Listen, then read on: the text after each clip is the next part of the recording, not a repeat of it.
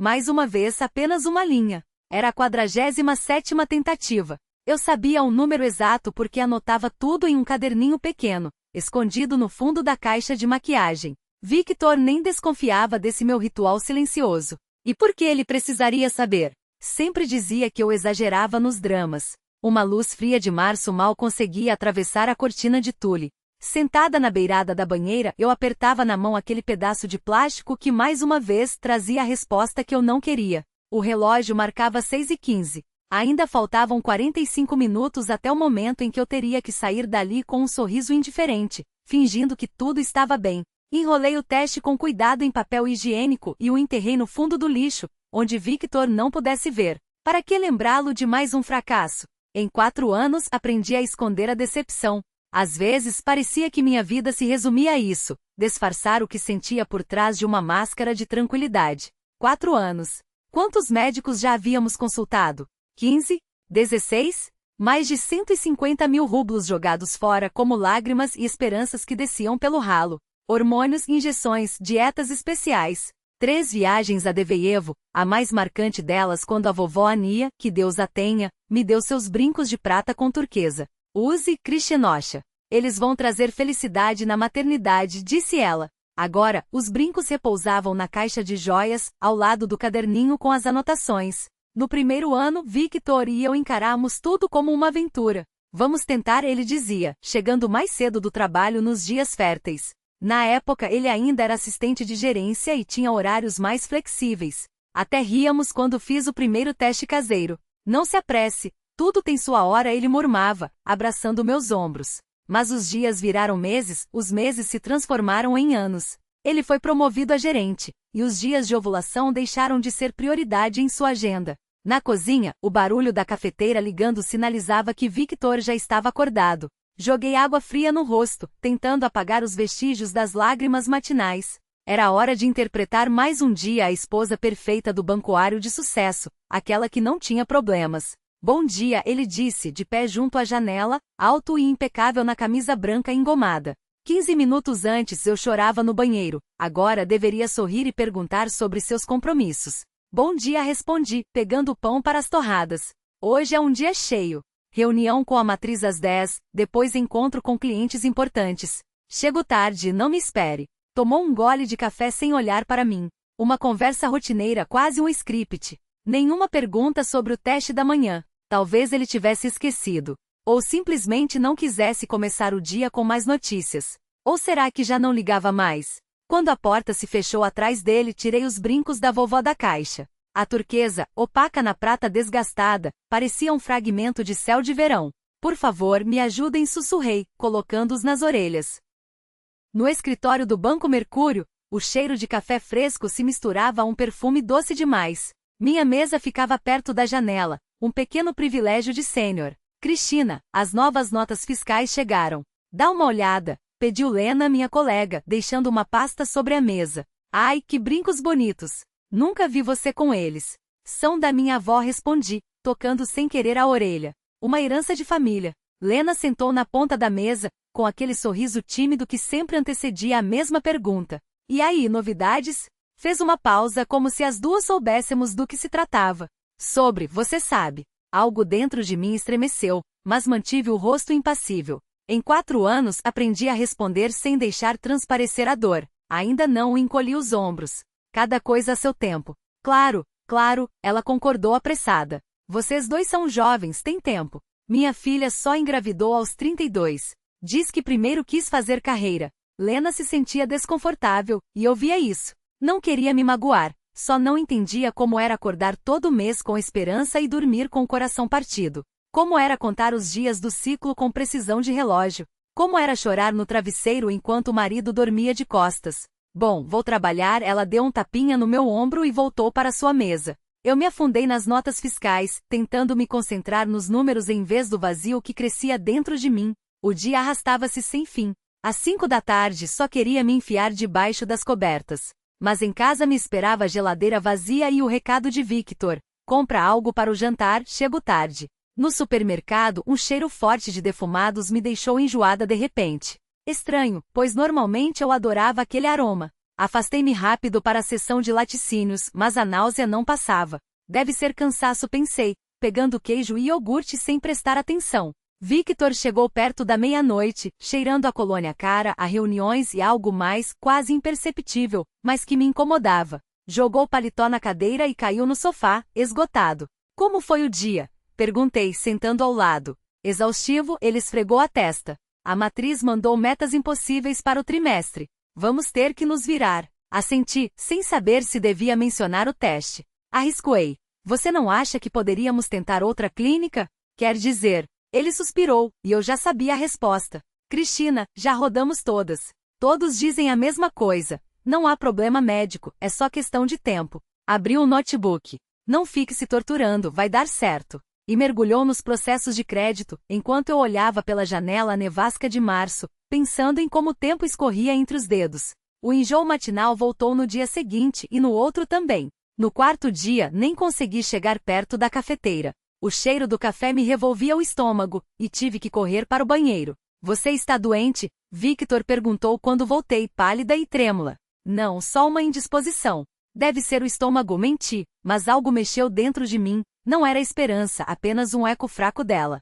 Será? Não, não podia ser. Quantas vezes já me iludi? Liguei para a clínica e marquei uma consulta com minha ginecologista. A doutora Lyubov Sergeyevna, uma mulher de olhos gentis e paciência infinita, ouviu meus sintomas em silêncio e me encaminhou para um ultrassom.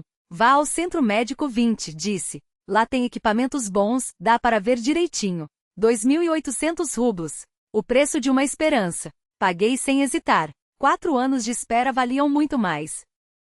A médica do ultrassom, Svetlana Mikhailovna, parecia indiferente. Mais uma paciente, mais um dia de trabalho. O gel frio na barriga, o sensor deslizando, um procedimento que eu já conhecia de cor. Até que ela parou, olhando fixamente para a tela.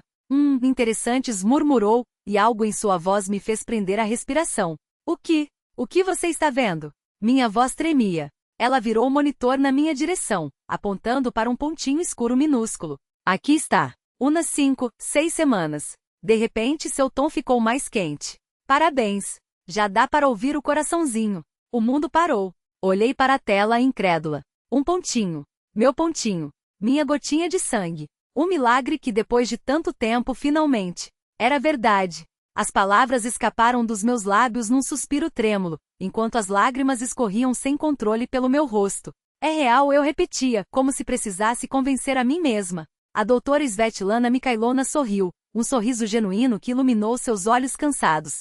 O mais real que existe, ela confirmou, apontando para a tela. Veja ali, aquele brilho? É o coração do seu bebê. Meus olhos não conseguiam se desgrudar daquele ponto pulsante no meio da penumbra cinzenta. Era minúsculo, quase imperceptível, mas estava lá. Um ritmo constante, uma promessa de vida. Nosso filho. O filho que eu e Victor havíamos sonhado por tanto tempo. 4 anos de esperas, de testes, de lágrimas e de orações respondidas apenas com silêncios. E agora ali, naquele quadradinho de luz, estava a prova de que o milagre finalmente havia acontecido. Victor ia ficar louco de alegria. Imaginei seu rosto no momento em que eu lhe contasse, os olhos se iluminando daquele jeito que só acontecia nos primeiros meses do nosso casamento, quando o mundo parecia feito só para nós dois. A doutora interrompeu meus pensamentos. Tudo bem com você?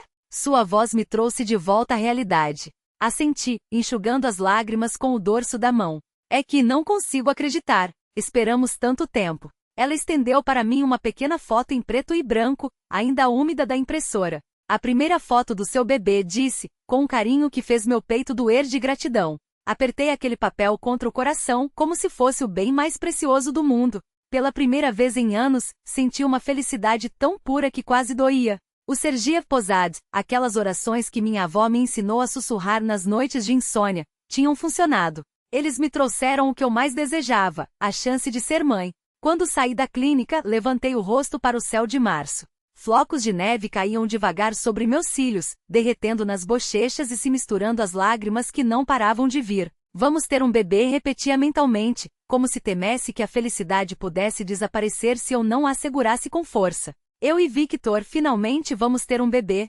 Dirigi para casa como se tivesse asas nos pés, o coração acelerado só de pensar em como contaria a notícia a ele. Parei-no quase sem perceber, atraída pelas vitrines cheias de coisas minúsculas e coloridas. Entre os expositores, um par de sapatinhos azuis chamou minha atenção, pequenos demais para caberem na palma da minha mão, com uma borda branca e minúsculos âncoras bordadas, como se fossem feitos para um marinheiro em miniatura. 890 rublos, li a etiqueta. O preço da minha felicidade. A vendedora me olhou com um sorriso cúmplice. É para presente? Balancei a cabeça, incapaz de conter o sorriso que se alastrava pelo meu rosto. Não, é para o nosso bebê. Aquelas palavras, ditas em voz alta, soaram como magia. Nosso bebê. Havia 2 semanas que eu guardava aquele segredo no peito, esperando o momento perfeito para contar a Victor. E hoje era o dia ideal. Exatamente 5 anos antes, ele havia me pedido em casamento. Coloquei os sapatinhos com cuidado na bolsa, imaginando como eles ficariam nos pezinhos do nosso filho, porque eu tinha certeza de que seria um menino, um pequeno Vitenka, com os olhos cinzentos do pai e aquele queixo teimoso que Victor fazia quando estava determinado a conseguir algo. Ele vai ficar tão feliz, pensei, saindo da loja. Victor nunca falava muito sobre isso, mas eu sabia como ele sonhava em ter um filho. O sol de abril aquecia como se já fosse verão. Liguei o motor da minha Priora velha, presente de Victor no nosso 3º aniversário de casamento, e segui em direção ao banco, onde ele trabalhava. Queria surpreendê-lo, convidá-lo para almoçar. Raramente fazíamos isso durante a semana, mas hoje era um dia especial. Avenidas lotadas, uma batida mais à frente, sirenes ao longe. Desviei por uma rua alternativa, xingando minha própria distrações. Poderia ter ligado para avisar que estava indo, mas queria ver a reação genuína de Victor, aquele instante de pura surpresa antes que ele entendesse o que estava acontecendo. Parei no semáforo da Rua Mira, batucando os dedos no volante com impaciência. Meus olhos vagueavam sem foco pelos carros que passavam, até que, de repente, meu coração deu um salto. Uma Toyota Camry prata com o logo do banco na porta saía do nosso condomínio. O carro de serviço de Victor. Estranho. Ele havia dito que passaria o dia todo em reuniões. A máquina se aproximou, e através do vidro vi Victor ao volante. Ao seu lado, uma mulher ruiva. Havia algo na postura dela que fez meu estômago se contrair. O semáforo fechou, e o carro parou no faixa ao lado. Foi então que vi tudo. Ala, a secretária de Victor, passou a mão por trás do pescoço dele e se inclinou em sua direção. Não foi um beijo amigável na bochecha. Foi longo, intenso. Um beijo nos lábios que ele retribuía sem nenhuma hesitação. O mundo girou. Um apito estridente atrás de mim, o semáforo abriu, mas eu permanecia paralisada, as mãos geladas no volante. O carro de Victor seguiu em frente, e só então meu corpo reagiu. Pisei no acelerador sem saber para onde ia, enquanto um vazio gélido se espalhava dentro de mim. Não sei como cheguei em casa. Subi as escadas do nosso 4º andar como se estivessem feitas de chumbo, abri a porta com mãos trêmulas e entrei no apartamento que de repente parecia estranho, como se eu tivesse entrado na casa errada. Encostei-me na parede por um instante, tentando recuperar o fôlego, até que algo dentro de mim se quebrou. Comecei pelo casaco que Victor havia deixado na cadeira. No bolso interno, dobrado em 4, um recibo, Zolotoy Pris. Valor, 28.500 rublos. Produto, brincos com diamantes. Ref. 724G. Data, anteontem. Uma lembrança me atingiu como um soco. Victor chegando tarde na noite anterior, com o cheiro de perfume caro. A reunião se estendeu, ele havia dito. Uma determinação fria tomou conta de mim. Revirei a casa metodicamente, conferi todas as minhas joias. Não havia brincos assim entre elas. Na minha mente vi a cena claramente, Victor entregando uma caixinha elegante para Ala, e ela agradecendo, do jeito que eu acabará de testemunhar. O celular de Victor estava na tomada do quarto. Nunca antes eu havia mexido nele, nunca vi motivo. Agora, com as mãos suadas, digitei a senha, 2810, a data do seu aniversário. A lista de contatos do Viber se abriu, e um nome saltou aos meus olhos, Alocha. Cliquei na conversa. Mensagens e mais mensagens, fragmentos de frases queimavam meus olhos como bofetadas. Sinto sua falta. Ontem o pôr do sol foi mágico. Os brincos ficaram perfeitos. Você é tão generoso. E a última, enviada naquela mesma manhã, às 18 horas em ponto em casa. Sua esposa não estará lá. Em casa. Na nossa casa. Na nossa cama. Algo dentro de mim se partiu, como gelo de primavera sob pesos demais. Sentei-me na beira da cama, apertando o celular com força. Não havia lágrimas, só um vazio zumbindo e um peso no ventre. Meu bebê. Nosso bebê. Aquela vida minúscula que eu carregava enquanto o pai dela. Victor deu um passo em minha direção, com a voz baixa e o rosto contraído. Cristina, você sabe que muitos cometem erros assim. Eu vou consertar tudo. Erros? Minha voz soou como vidro quebrando. Você chama de erro trazer sua amante para a nossa casa, para a nossa cama? Ele estremeceu, como se eu o tivesse golpeado. Foi só uma vez, eu juro. Me deixei levar, me perdi. Me perdoe. Vamos consertar isso. Consertar. Levantei-me devagar do sofá, sentindo o peso de cada palavra. Sabe o que é isso? Estendi as mãos com os sapatinhos azuis, minúsculos e ridículos entre seus dedos largos. O que é? Ele olhou para eles, confuso, como se não entendesse. É o nosso filho, Victor. Aquele que esperamos por 4 anos. Aquele que você dizia querer mais do que tudo. Seu rosto esvaziou-se de cor. Você está grávida. Sussurrou. 8 semanas. Coloquei a mão sobre a barriga. O coração já bate. Enquanto isso, você comprava brincos para sua secretária e a trazia para a nossa cama. Ele afundou na poltrona, cobrindo o rosto com as mãos. Meu Deus, Cristina, eu não sabia. Juro que não sabia. E se soubesse, o que mudaria? Minha voz não tinha raiva nem amargura. Só cansaço. Você não teria comprado os brincos, não a teria beijado no carro, não teria marcado de encontrá-la aqui. Ele ficou em silêncio. E aquele silêncio gritava mais do que qualquer palavra. Eu vou consertar tudo, finalmente murmurou. Juro que vou terminar com ela. Vamos começar de novo. Pelo bebê, Cristina. Nós esperamos tanto por ele. Olhei para o homem que amei por 5 anos, com quem sonhei criar filhos, que me traiu justamente quando o nosso sonho se realizava. Sabe qual é a pior parte? Minha voz era quase um sussurro. Não é a traição. É que não sinto nada. Nem dor, nem raiva. Só um vazio. Como se algo em mim tivesse morrido hoje. Levantei-me e fui para o quarto. Parei na porta e, sem me virar, disse: vou arrumar um lugar para você dormir na sala. Amanhã decidimos o que fazer. Fechei a porta e encostei-me nela, chorando sem som.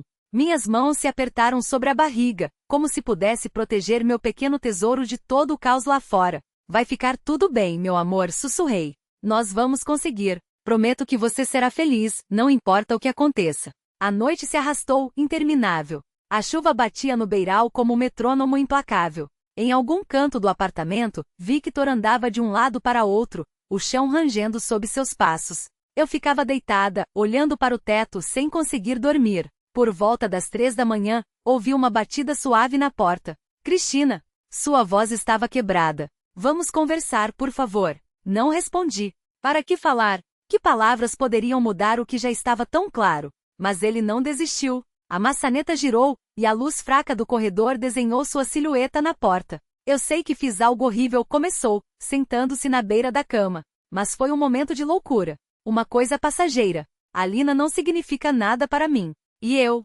Minha voz saía estranhamente calma. Eu signifiquei algo para você? Ele tentou pegar minha mão, mas eu me afastei. Claro que sim. Você é minha esposa, a mãe do meu filho. Eu te amo, Cristina. Sempre amei. Engraçado. Aquelas palavras não despertaram nada. Nem alegria, nem ódio. Só um cansaço surdo. Já as tinha ouvido tantas vezes que se tornaram vazias como chinelos gastos. Vamos começar de novo, insistiu. Amanhã mesmo termino com ela, prometo. Vou transferi-la para outro setor. Vamos nos preparar para o bebê, comprar tudo o que for preciso. Victor interrompeu o fluxo de promessas. Você a trouxe para a nossa casa, para a nossa cama, enquanto eu carregava seu filho. Eu não sabia do bebê. Ele quase gritou. Se você tivesse me dito antes. Não sabia, repetir como um eco. Mas tentamos por 4 anos. 4 anos de exames, de hormônios, de espera. E enquanto isso, você se divertia com a secretária. Ele baixou a cabeça. Na penumbra via seus ombros tremendo. Me perdoe, sussurrou. Me deu uma chance de consertar. Pelo nosso filho, Cristina. Pelo nosso bebê. Olhei para sua cabeça inclinada e soube. Não havia mais conserto. Algo entre nós tinha se partido de um jeito tão profundo que nenhuma palavra poderia sarar. Por favor, vá pedir baixinho. Preciso pensar. Ele saiu, fechando a porta com cuidado. E eu fiquei ali, abraçando a barriga, como se pudesse proteger meu pequeno milagre de todas as tempestades do mundo. A decisão veio com o amanhecer, tão clara e inevitável quanto os primeiros raios de sol cortando as nuvens. Não era para punir Victor. Era para proteger a mim mesma e ao meu filho. Protegê-lo das mentiras, das promessas falsas, da dúvida constante. Pela manhã, juntei o essencial, roupas, documentos, algumas coisas pessoais. As brincos de turquesa da minha avó, embrulhei com cuidado em um lenço e guardei no bolso mais seguro da bolsa. Tudo coube em uma mala e uma bolsa de viagem. Victor já tinha saído para o trabalho. Ouvi o clique suave da porta por volta das 7 da manhã. Talvez esperasse que eu mudasse de ideia durante o dia, que minha raiva esmorecesse e tudo pudesse ser resolvido, voltando à rotina de antes. Mas eu não ia mudar de ideia. No banco, fechei a conta poupança onde guardava o dinheiro que sobrou da herança da vovó. 180 mil rublos. Minha apólice para um dia ruim. Esse dia tinha chegado. Em casa, deixei um bilhete curto. Crie seu filho se tiver um com a Alina. Sabia que era cruel, mas não consegui resistir. Que sofresse com a incerteza como eu sofri. O ônibus para Sevetlor saía às 14h20. A passagem custou 450 rublos. Barato pelo direito de começar do zero. Durante 3 horas de estrada esburacada, olhei pela janela, vendo a cidade dar lugar a campos e depois a florestas ralas. Terra natal. Não voltava havia quase 2 anos, desde que a vovó morreu. Sevetlor me recebeu com a lama de abril. A neve tinha derretido, revelando folhas secas do ano passado e grama cinzenta. Pequenos riachos corriam pelas beiradas das estradas. Entre as poças e a lama, os primeiros brotos teimavam em nascer. Mamãe não sabia que eu veria. Não tive tempo de avisar. Mas quando bati na porta do nosso velho apartamento na Khrushchevka, ela abriu como se estivesse me esperando. Kristinuska. Seus olhos se arregalaram de surpresa, depois se encheram de compreensão. Um só olhar para o meu rosto foi suficiente. Entra, filha. Mamãe Valha não fez perguntas, só me abraçou forte, ajudou com as malas, serviu chá com geleia de morango. E aquele cuidado simples quebrou algo dentro de mim. Chorei sentada à mesa da cozinha, onde passei minha infância. Foi o Victor? Perguntou baixinho, quando me acalmei um pouco. Assenti. Apareceu outra. A secretária. A amargura subiu pela garganta. Alina. Mamãe suspirou fundo, mas não parecia surpresa. Não é a primeira nem será a última, disse, cobrindo minha mão com a dela. Homens são todos iguais, principalmente os que têm dinheiro e um pouco de poder. Não falei da gravidez. Ainda não. Primeiro precisava organizar essa notícia na minha própria cabeça, decidir como seguir em frente. Mamãe, com sua sensibilidade de sempre, não insistiu em perguntas. Só disse, seu quarto está sempre pronto. Fique quanto tempo quiser, a vida toda se precisar. À noite sentamos na frente da televisão como nos velhos tempos quando eu ainda era estudante. As notícias deram lugar a uma novela. Lá fora anoiteceu. Mamãe adormeceu na poltrona, e eu saí para o corredor só para respirar, organizar os pensamentos. A luz da escada não funcionava e na penumbra não percebi imediatamente a figura alta que subia os degraus. Esbarramos quase frente a frente, assustei-me com um susto. Desculpe, disse uma voz masculina baixa. O estranho deu um passo para trás, e a luz vinda do nosso apartamento iluminou seu rosto, ombros largos, cabelos escuros, olhos levemente puxados. Algo familiar passou por aqueles traços. Tinka, repetiu incrédulo. Não pode ser você? Foi então que o reconheci. Stas Morozov. Meu Deus, como você mudou. Ele sorriu, o mesmo sorriso de menino de 15 anos atrás, quando nos formamos juntos. E você continua igual? Balançou a cabeça. Não, só ficou ainda mais bonita. Fiquei constrangida, e sem pensar, ajustei o cabelo. Você mora aqui? Perguntou Stas. Há quanto tempo voltou? Cheguei hoje. E você? Ouvi dizer que foi para Moscou. Estive lá, mas voltei. Encolheu os ombros. Mamãe quase não enxerga mais. O diabetes piorou. Quem cuidaria dela se não eu? Poderíamos ter ficado ali, no escuro da escada, mas a porta do apartamento se abriu mais. A voz preocupada de mamãe. Está tudo bem? Sim, mamãe. Olha quem encontrei. Stas Morozov. Lembra dele? Mamãe arfou. Stas. Nossa, como cresceu. Entrem, vamos tomar um chá. Stas tentou recusar, mas mamãe Valia não aceitou um não. 5 minutos depois, estávamos sentados na cozinha, e ele me ajudava a trazer as malas restantes do corredor. Voltou para ficar? Perguntou Stas, quando mamãe se ausentou para buscar a compota. Encolhi os ombros. Ainda não sei. Preciso arrumar um trabalho, um lugar para morar. Com moradia não tem pressa. Mas trabalho. Mamãe voltou com um pote de geleia de groselha. É que aqui em Sevetlors está difícil. Ah, não é bem assim, Stas sorriu. Eu, por exemplo, estou procurando um contador com formação em economia. E você, se não me engano, tem exatamente isso. Olhei para ele surpresa. Você lembra que eu me formei em economia? Claro, ele riu. Sempre foi boa com números. Lembro como no último ano calculava até o último centavo das economias para a excursão. Sem querer, sorri. Incrível que se lembrasse de detalhes tão pequenos depois de 15 anos. E o que você faz agora? Perguntei, genuinamente interessada. Tenho meu próprio negócio, respondeu com orgulho na voz. A Lava Jato Cristal na saída da cidade. Já deve ter visto. E um pequeno serviço de táxi, 4 carros. Mamãe balançou a cabeça, admirada. Parabéns, Stas. Tudo por conta própria. Ah, não é grande coisa, ele se envergonhou. Só trabalho muito. A Lava Jato dá entre 60 e 80 mil por mês, depende da estação. O táxi, entre 35 e 45. Dá para viver. Eu ouvia impressionada. Stas Morozov, aquele garoto tímido que carregava minha mochila na escola, tinha se tornado um empresário de sucesso. Então, sobre o trabalho, a proposta é séria, continuou ele. Preciso de alguém de confiança. Salário de 38 mil, horário flexível. Você decide quando vir, desde que a papelada seja entregue no prazo. E o que eu faria exatamente? Contabilidade, impostos, relatórios. Abriu as mãos. Agora está tudo nas minhas costas, e eu não sou bom com números.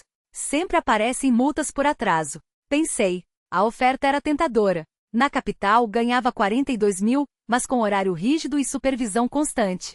Aqui um conhecido, flexibilidade. Aceita, filha, mamãe acariciou meu braço. Não dá para perder uma chance dessas. Olhei para Stas. Em seus olhos, só havia um interesse sincero, sem pena ou condescendência. Tudo bem, decidi. Quando começo? Até amanhã, se quiser, ele sorriu. Mas é melhor descansar uns dias, se acomodar. Na segunda, vem a Lava Jato, eu mostro tudo. Quando Stas foi embora, prometendo passar no fim de semana, fiquei muito tempo à janela, vendo sua silhueta se perder nas sombras da noite. Uma sensação estranha me invadia, como se, pela primeira vez em muito tempo, eu estivesse no lugar certo. Não só voltando para casa, mas também para mim mesma. Naquela noite dormi sem pesadelos, sem lágrimas. De manhã, minha mão instintivamente tocou a barriga. Ali, sob meu coração, crescia uma nova vida. Meu pequeno segredo, meu tesouro, sussurrei mentalmente. Nós vamos dar conta, bebê. Agora temos um lar. E quem sabe, um amigo de verdade. A primeira semana no novo trabalho passou voando. Stas revelou-se não só um bom amigo, mas também um chefe atencioso. Não me pressionava, não tinha pressa, me dava tempo para me adaptar. A Lava Jato Cristal ficava na saída da cidade. Um prédio pequeno, mas bem cuidado, com 2 boxes e uma sala de espera para clientes. Ao lado, a central do serviço de táxi, de onde 4 carros levavam passageiros por Svetlors e arredores. Desculpe a bagunça, Stas mostrou, com um sorriso culpado, as pilhas de papéis no pequeno escritório que agora era meu. Me perdi nessas contas. Sorri. Depois de 5 anos no Mercúrio, organizar a documentação de um pequeno negócio não seria difícil. 2 MEIs, 6 funcionários. Um faturamento mensal de cerca de 800 mil. Tudo transparente. Em uma semana deixo tudo em ordem, prometi. Stas suspirou aliviado. Sabia que poderia contar com você. Ele era delicado, nunca perguntou sobre os motivos da minha volta a Svetlors. Nenhuma palavra sobre o marido, sobre a vida na capital. Só uma vez, ao notar como eu empalidecia com o cheiro de café, perguntou com preocupação. Você está bem? Quer que vá ao médico? Não, me afastei rápido, desviando o olhar. Só enxaqueca, às vezes acontece. Mas a náusea matinal piorava. Aromas que antes adorava agora me causavam repulsa. E acima de tudo, crescia a certeza. Era preciso tomar uma decisão. Sobre o bebê, sobre o futuro, sobre como seguir em frente. Os pensamentos se embaralhavam. De um lado, uma gravidez tão esperada, 4 anos de esperança e decepções. Do outro, um filho de Victor, um traidor que nem teve tempo de se alegrar com a notícia, ocupado demais com sua própria infidelidade. Nos momentos mais sombrios, uma pergunta ecoava. Por quê? Por que ter um filho cujo pai nos traiu a ambos? Por que me condenar à maternidade solitária, a explicações sem fim, às dificuldades da criação? Não seria mais simples interromper tudo, começar do zero, sem o peso do passado? Marquei uma consulta com a ginecologista para a sexta-feira seguinte. A decisão amadurecera dolorosa, angustiante, mas parecia a única possível. Nargis Alimovna Hakimova era uma lenda em Svetlors. Uma uzbek baixa de olhos perspicazes e cabelos grisalhos presos em um coque apertado. Ela havia ajudado no parto de metade da cidade, inclusive o de minha mãe 30 anos antes. A policlínica do distrito me recebeu com o cheiro familiar de cloro e o burburinho das vozes na fila. Sentei-me, apertando a ficha médica entre as mãos, repetindo mentalmente as palavras ensaiadas. Clara, calma, sem emoção. Preciso de um encaminhamento para a interrupção da gravidez por razões sociais. A enfermeira Cristina Vinogradova espiou pela porta do consultório. Pode entrar. Narguis Alimovna ergueu os olhos dos papéis e me olhou por cima dos óculos. Algo tremeu em seu olhar, reconhecimento, compreensão. Cristina Valentinovna, filha da Valia. Que bom te ver. Sorriu. Há quanto tempo não aparecia por aqui. Senta, me conta. As palavras preparadas. As palavras ficaram presas na garganta. Em vez da frase ensaiada, soltei num ímpeto. Estou grávida. 8 semanas. Ela sentiu, como se já soubesse. Parabéns. É o primeiro. Sim, mas engoli o nó na garganta. Preciso de um encaminhamento. Para a interrupção. O silêncio preencheu o consultório. Narguis Alimovna tirou os óculos, limpou as lentes com cuidado, voltou a colocá-los, como se adiasse o momento de responder. Qual o motivo? Perguntou finalmente. Razões sociais. Meu marido, nós nos separamos.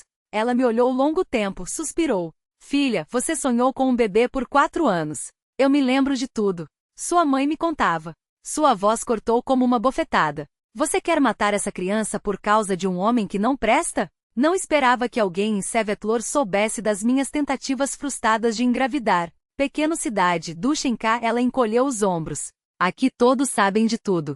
Sua valia dizia. Eles foram a especialistas em Moscou, tomaram hormônios, fizeram tratamentos. E agora, o milagre acontece. E você quer apagá-lo? Baixei a cabeça. Diante dos meus olhos, a cena se repetia. Victor e Ala no carro, seu beijo, seu sorriso. Não consigo, murmurei. Não consigo criar um filho sozinha. E quem disse que você estará sozinha? Narguis Alimovna levantou-se da mesa. Venha comigo. Ela me levou para a sala ao lado, onde ficava o aparelho de ultrassom. Deite-se, ordenou, com um tom que não admitia réplica. O gel frio, o movimento familiar do transdutor. Na tela, uma mancha escura, e dentro dela, uma figurinha minúscula. Olhe, sua voz amoleceu. 8 semanas. Exato. Vê o coraçãozinho?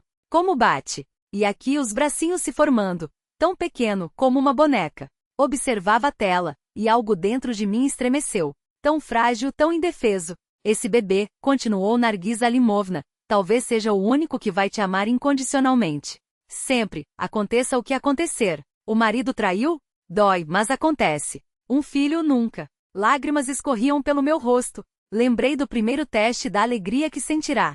Dos sapatinhos azuis comprados com tanta esperança. Não vou te dar o encaminhamento, disse a médica, enxugando o gel da minha barriga. Não participarei desse crime. Se quiser, vá a uma clínica particular, eles fazem. Mas pense bem, você esperou 4 anos por esse bebê e sonhou em ser mãe, e agora quer jogar tudo fora por um homem que não merece nem o seu tempo? Sentei-me na maca, abraçando os joelhos. Tenho medo, confessei. Como vou dar conta? De que vou viver? O que direi ao meu filho quando ele perguntar pelo pai? Narguis Alimovna sorriu.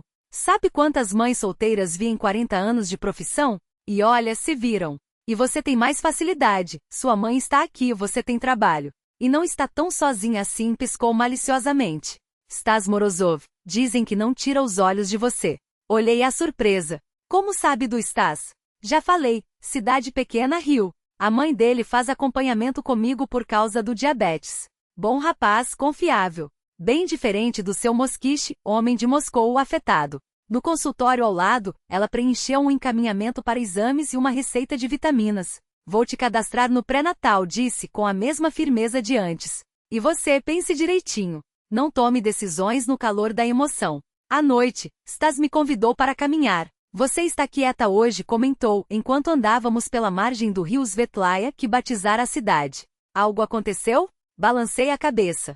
Não podia contar sobre a consulta, as dúvidas que me dilaceravam, o bebê. Só cansaço. Muito trabalho. Desculpe, ele se desconcertou. Acabei jogando muita coisa em você de uma vez. Não, apresse-me em dizer. O trabalho é justamente o que preciso agora, para não pensar em outras coisas. Chegamos à Ponte Velha, onde na infância pescávamos sentados com varas. A madeira escurecida pelo tempo, mas o banco onde gravamos nossas iniciais ainda estava lá. Lembra? Stas passou a mão pela superfície gasto, onde se adivinhavam as letras S mais M dentro de um coração. Você disse que se casaria comigo quando eu fosse astronauta. Sorri sem querer. Eu tinha 12 anos, ele 14. Primeiro amor infantil, ridículo e doce. E você jurou que seria, mesmo que tivesse que construir o foguete com as próprias mãos. Rimos juntos e aquele riso inesperadamente aliviou um pouco do peso que carregava. Cristina, Stas ficou sério de repente. Não sei o que está acontecendo, porque você voltou, e não pergunto. Mas se precisar de ajuda pode contar comigo. Você não é estranha para mim. Algo em sua voz, em seu olhar, fez meu coração bater mais rápido. Aquele menino do nosso prédio tornado homem seguro, olhava para mim como se eu fosse o tesouro mais precioso do mundo. Obrigada, sussurrei. Ele apertou minha mão levemente. O celular vibrou no bolso. Número de Victor. Desliguei, mas ele tornou a ligar. E de novo. Não quer atender, não atenda, observou Stas. Marido?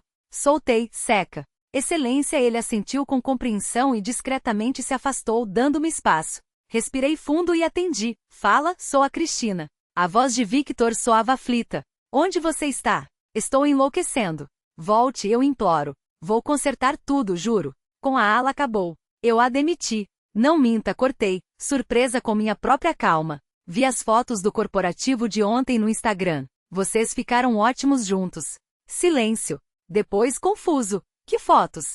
Não importa. Cruzei o olhar preocupado de Stas que observava de longe. Não me ligue mais, Victor. Acabou. E o bebê? Sua voz falhou. Cristina, é meu filho também. Desliguei sem responder. Meu bebê. Os dedos tocaram a barriga, como para proteger a pequena vida dentro de mim. Em casa, fiquei horas diante do computador, analisando a página do Serban nas redes sociais. As fotos do corporativo, postadas no dia anterior pelo aniversário do gerente regional, Victor de terno impecável, dançando com a ruiva Ala. Ambos sorrindo. Minha mão voltou a repousar sobre a barriga. Ela acha que venceu, passou pela cabeça. Acha que fugi, que desisti do campo. E Victor continua mentindo, mesmo desmascarado. E então, com uma clareza surpreendente, a decisão veio. Vou ter esse bebê, disse em voz alta, surpreendendo a mim mesma.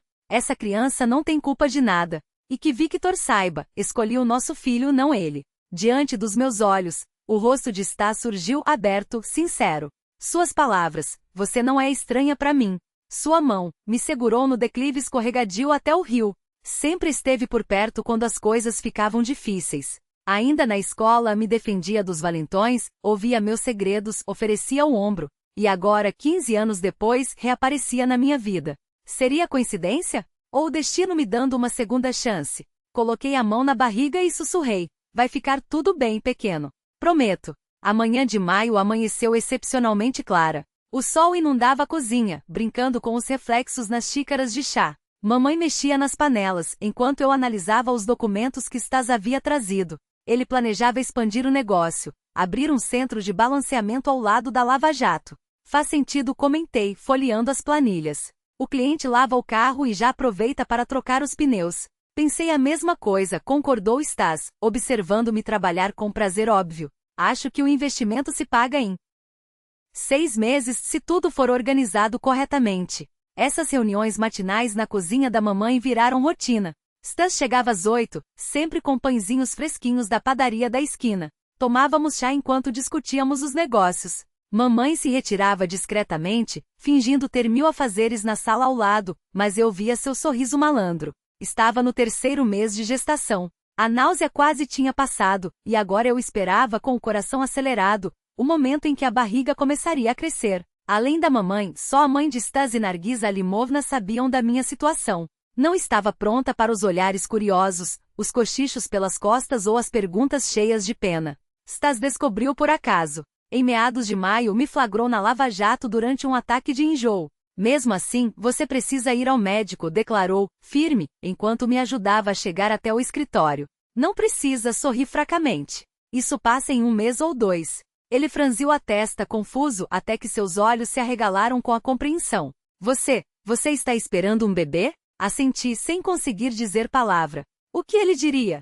Se afastaria achando que eu tinha escondido algo tão importante? Mas Stas sorriu, largo, sincero, como se tivesse recebido a melhor notícia do mundo. Isso é maravilhoso, disse, pegando minhas mãos com cuidado.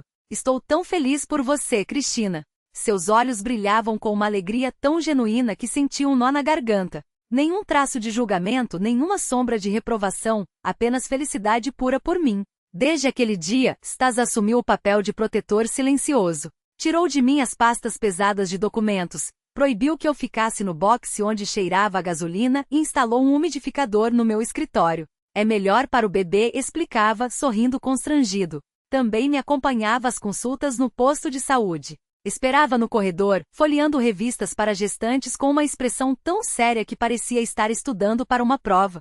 Quando Nargis Alimovna me encaminhou para um ultrassom extra, ele mesmo pagou os 3.200 rublos, afastando minhas objeções com um gesto. Quero ajudar. Deixe-me. Os negócios da Lava Jato prosperavam. O centro de balanceamento foi inaugurado em junho e atraiu clientes de imediato. Stas contratou mais 2 funcionários, jovens rapazes do técnico local. Sob minha supervisão, a contabilidade funcionava como um relógio, impostos em dia, relatórios entregues sem atraso. Você é meu amuleto da sorte, brincava Stas.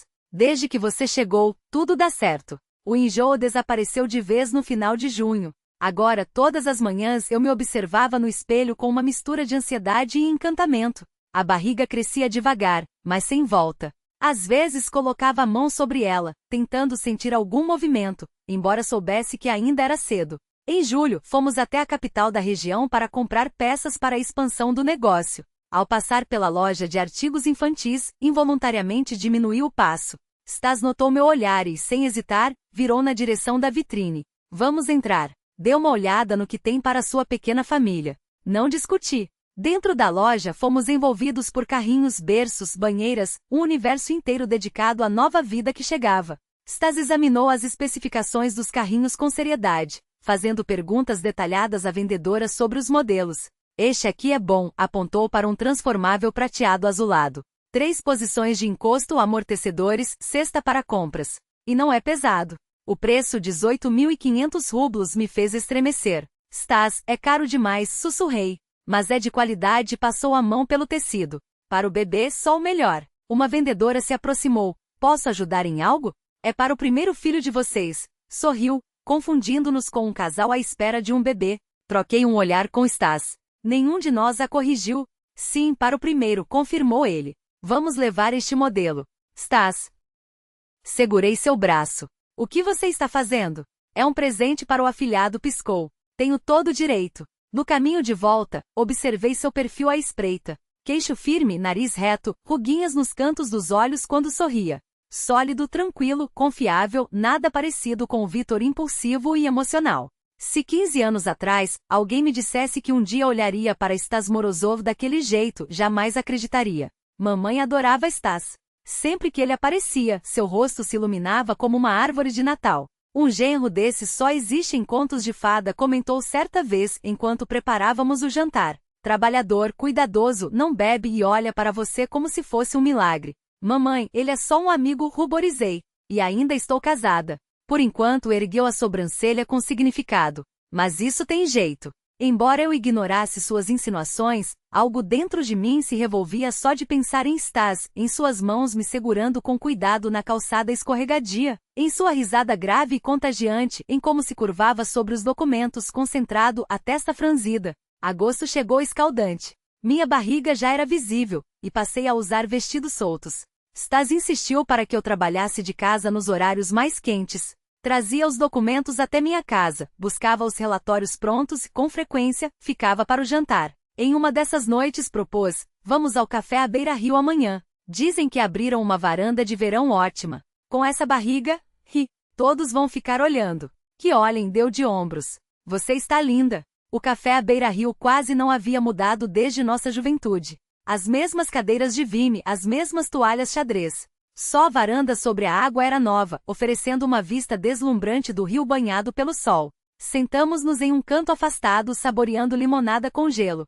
Stas parecia incomumente tenso, batucava os dedos na mesa, amassava o guardanapo, evitava meu olhar. Aconteceu algo? Perguntei finalmente.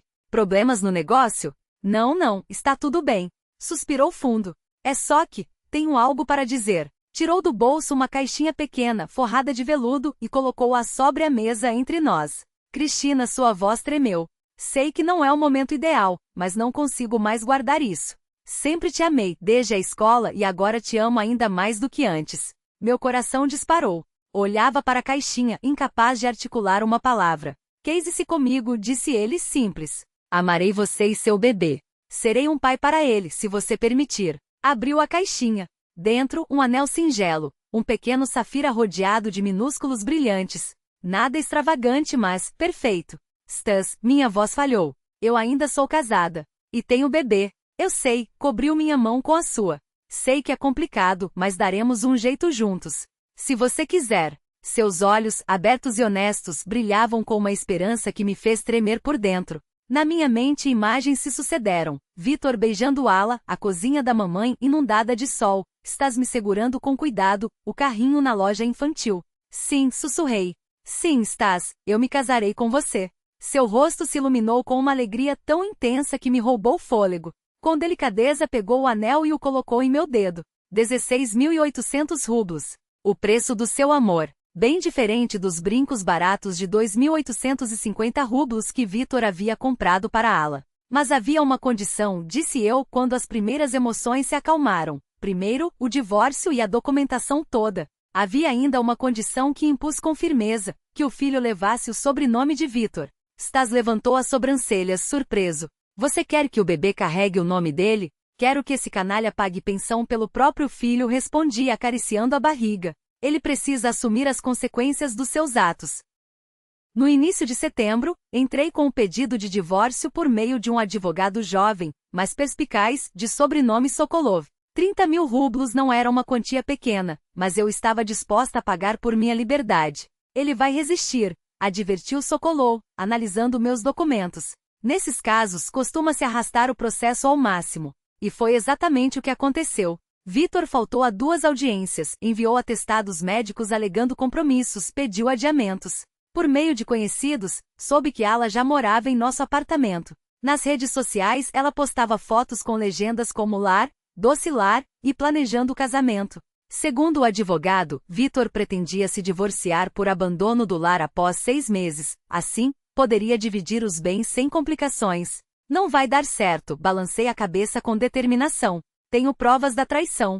E um filho que comprova meus direitos. No final de setembro, já no 7º mês de gestação, Stas e eu fomos ao ultrassom de rotina no centro regional. A médica, uma jovem sorridente, deslizou o aparelho sobre minha barriga, agora bem maior. Vamos ver, murmurou, observando a tela. Um bebê bem ativo e saudável. E querem saber o sexo? Stas não aguentou a curiosidade. Pode dizer? Ela virou o monitor para nós. Claro que sim. Vocês terão um menino.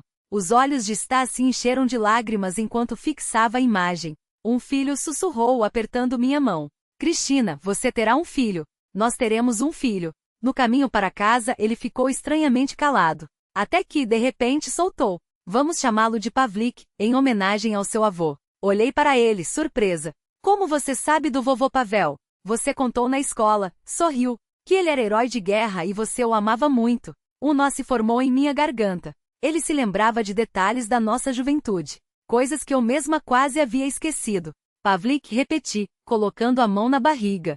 Sim, é um lindo nome. O bebê, como se ouvisse, deu um chute forte sob minha palma. Pela primeira vez, senti seu movimento com tanta clareza, como se ele aprovasse nossa escolha. Respire fundo, Krishnosha. Só mais um pouco, a voz da parteira cortava a névoa de dor. Eu cerrei os dentes, reunindo as últimas forças. 12 horas de contrações me haviam esgotado. Parecia que aquele janeiro gelado nunca terminaria. A mão de Stas, firme e segura, apertava a minha. Ele não se afastou um segundo, embora seu rosto estivesse pálido de preocupação. Asparto humanizado, 85.000 rublos que ele pagou sem pestanejar. Quero estar ao seu lado no momento mais importante, dissera quando discutimos as opções.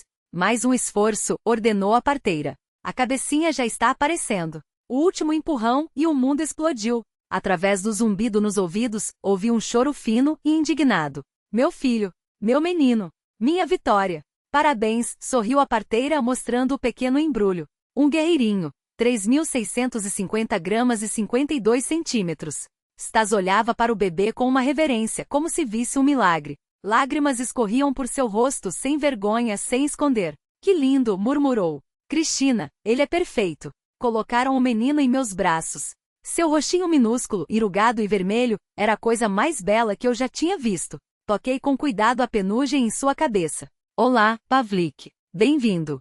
Stas se inclinou e beijou minha testa suada. Agora eu entendo o que é felicidade. A verdadeira. Sem adjetivos. Fevereiro chegou nevado. Do lado de fora do apartamento da minha mãe, onde nos instalamos temporariamente, a ventania girava em redemoinhos, mas dentro estava quente pelo aquecimento, pela luz suave do abajur e pelo respiro tranquilo de Pavlik em seu berço, comprado por Stas ainda no outono. A vida com o recém-nascido era mais difícil do que eu imaginava. Noites em claro, amamentações constantes, cólicas e choros que perfuravam os tímpanos. Mas Stas estava sempre ao meu lado.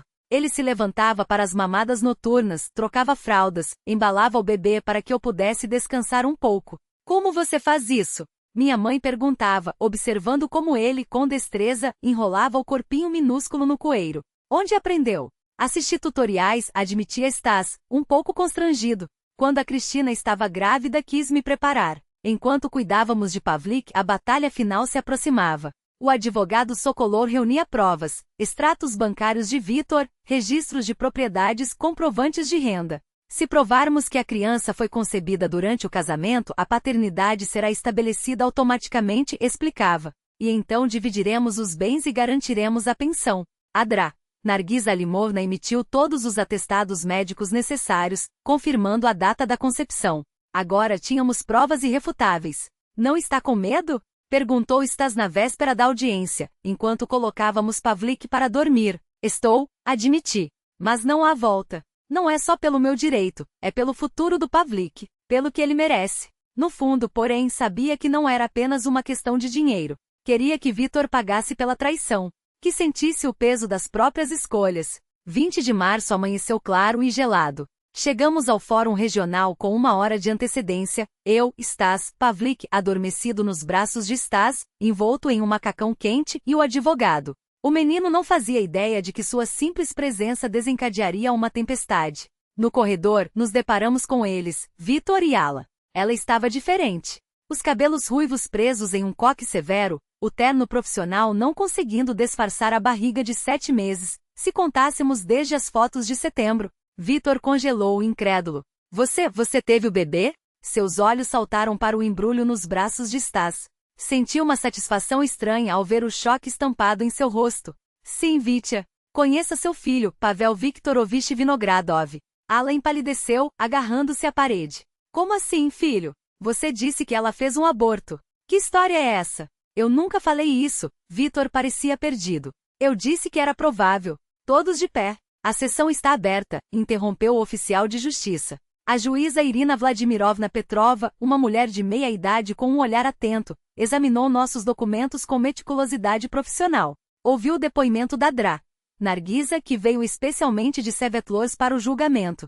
Analisou os laudos médicos que comprovavam a data da concepção e do nascimento. O advogado de Vitor tentou contestar a paternidade, exigindo um teste de DNA, mas a juíza foi irredutível. A criança foi concebida durante o casamento. Há registros médicos que atestam relações conjugais regulares no período da concepção. Peço ao réu que apresente provas que refutem a presunção de paternidade. Vitor não tinha tais provas. Permanecia imóvel, evitando o olhar furioso de Ala, que o fulminava com os olhos. O tribunal decide, a voz da juíza era seca e formal, estabelecer a paternidade de Viktor Andreievich Vinogradov em relação ao menor Pavel Viktorovich Vinogradov.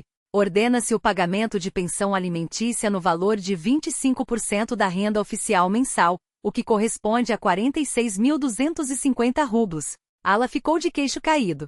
Claramente não esperava por aquele valor. Além disso, continuou a juíza, considerando os interesses do menor, procedisse à divisão dos bens adquiridos em comum da seguinte maneira: o apartamento e a casa de campo. Minha parte como mãe de um menor de idade. Compensação financeira no valor de 2 milhões de rublos. O carro lá da Priora fica sob minha posse integral. Isso é um assalto. Ala não se conteve, levantando-se abruptamente. 2 milhões? Vitia, você prometeu que ela não receberia nada. Silêncio tomou conta da sala. A juíza bateu o martelo com firmeza. Mais um comentário, e a senhora será retirada do recinto. Ala se calou, mas continuou a sussurrar furiosa algo para Victor, que permanecia com a cabeça baixa, como um homem que finalmente compreenderá a inevitabilidade da situação. O tribunal está encerrado, anunciou a juíza. No corredor, Ala não conseguiu se controlar. lançou-se sobre Victor como uma fúria. Por causa desse bastardo, agora somos pobres. Como vamos pagar a hipoteca? E o nosso filho, do que vai viver? Ela soluçava histérica. Você me prometeu montanhas de ouro, e agora? Não esperei para ouvir o resto. Aproximei-me de Stas, peguei com cuidado o pequeno Pavlik que havia acordado, e beijei sua bochecha quente. Vamos para casa, disse baixinho. Tudo acabou. O sol de abril inundava o cartório de Sevetlors. As macieiras do quintal estavam cobertas de botões rosa claro, como se tivessem se enfeitado especialmente para nossa celebração. O casamento foi simples, mas cheio de calor. Minha mãe, em um vestido azul novo, os vizinhos, a colega da Lava Jato Nargisa Alimovna, alguns amigos de escola. Pavlik, vestido em um terninho minúsculo, dormia pacificamente nos braços da avó. Declaro-os marido e mulher, anunciou solenemente a registradora. Podem beijar a noiva. Stas me abraçou com delicadeza, como se temesse que eu me desmanchasse ao seu toque. Seu beijo foi terno, quase tímido, nada parecido com os beijos apaixonados e exigentes de Victor. Sou o homem mais feliz da terra, sussurrou afastando-se. À noite, quando os convidados já haviam ido embora, ficamos sentados na varanda de nossa nova casa, espaçosa, clara, com um grande terreno. A propriedade custou 1 milhão de rublos, quase toda a compensação que recebi de Victor. Mas não nos arrependemos. Ali havia espaço para o nosso filho e para o negócio que Stas expandira, abrindo mais uma lava-jato. Amanhã vou protocolar os documentos para a adoção, disse Stas, olhando para Pavlik que dormia em meus braços. Quero que ele seja completamente nosso. Tem certeza? Olhei atentamente para ele. É um passo sério. Absolutamente. Ele sorriu. Já o amo como se fosse meu filho de sangue. Pavel Santanislavich Morozov. Soa bem, não acha? Assenti, sentindo um nó de gratidão subir pela garganta. Ainda recebíamos oficialmente a pensão de Victor. O tribunal determinará que a adoção não anularia as obrigações do pai biológico. Mas mais do que o dinheiro, o gesto de Stas, o desejo de assumir Pavlik como seu, era o que realmente importava. Maio chegou quente e ensolarado. Pavlik completou 4 meses. Já segurava a cabeça com firmeza, sorria e nos reconhecia.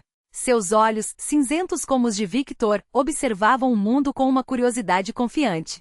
Stas era louco pelo filho adotivo. Todas as noites após o trabalho apressava-se para chegar em casa, dar banho no bebê, brincar com ele e colocá-lo para dormir. Minha mãe, observando aquela cena, apenas balançava a cabeça. Um pai de sangue não cuida assim como ele. Não contei a ela que Victor e Ala haviam terminado. A notícia chegou por Nargisa Alimovna, que ouvirá de uma enfermeira conhecida no centro regional. Ela não aguentou o gênio do teu ex, comentou, irônica. Dizem que quando o dinheiro começou a faltar, o amor evaporou. Agora ele vive sozinho no apartamento, pagando pensão. Não senti triunfo, apenas uma satisfação tranquila. A vida havia colocado cada coisa em seu devido lugar. Naquela noite, estávamos sentados no alpendre, observando o pôr do sol. Pavlik dormia na carrinho ao nosso lado, embalado pela brisa fresca da tarde. Sabe, disse Stas pensativo, acho que devíamos ter outro filho. Quando Pavlik crescer um pouco. Quero uma menina parecida com você. Sorri, encostando-me em seu ombro. Gosto dessa ideia. Os pagamentos de Victor chegavam pontualmente, garantindo um futuro estável para Pavlik. Aqueles recursos eu guardava para a educação do filho, que servissem ao menos para algo de bom. Stas passou o braço por meus ombros, e pensei em como tudo havia se encaminhado de forma surpreendente. 1 ano antes eu era uma mulher infeliz, traída pelo marido no momento em que mais precisava de apoio. Hoje era uma esposa amada, mãe, dona de minha própria casa. Minha mãe saiu com uma bandeja de chá e biscoitos. Está esfriando. Não deixem o pequeno pegar um resfriado. Stas levantou-se e pegou cuidadosamente a carrinho. Vou levá-lo para dentro, que durma na caminha. Observei enquanto ele erguia Pavlik com delicadeza, apertando-o contra o peito e murmurando palavras carinhosas. Meu coração transbordava de gratidão. Agora eu entendia. Tudo acontece para melhor. Deus sabia o que fazia quando me trouxe de volta para casa, para os braços de um homem que me amara a vida inteira. Victor me deu um filho, mas o verdadeiro pai foi Stas. E nosso pequeno cresceria cercado de amor e segurança. Toquei as brincos de turquesa da minha avó, que não tirava desde o dia em que soube da gravidez. Eles realmente me trouxeram felicidade na maternidade, não da maneira que imaginei, mas talvez exatamente como deveria ser. A vida nem sempre nos dá o que pedimos. Às vezes, nos presenteia com o que realmente precisamos. E os dons inesperados do destino costumam ser os mais valiosos. Já não tenho medo do futuro. Agora sei que aconteça o que acontecer, darei conta. Ao meu lado tenho um marido que me ama, um filho, minha mãe e amigos leais. E no coração a certeza de que a vida segue e que ainda haverá muitos dias luminosos pela frente. Há um ano, eu via Victor como meu destino e sua traição como o fim de tudo. Hoje entendo que aquilo foi apenas o começo, o início de uma vida nova, verdadeira. Mesmo que o caminho até aqui tenha sido doloroso, sou grata ao destino pela lição e pelo presente inesperado, a família que sempre sonhei. Talvez a felicidade não esteja onde a procuramos, mas sim onde menos esperamos. Às vezes, é preciso perder para ganhar. E no meu caso, ganhei muito mais do que imaginava.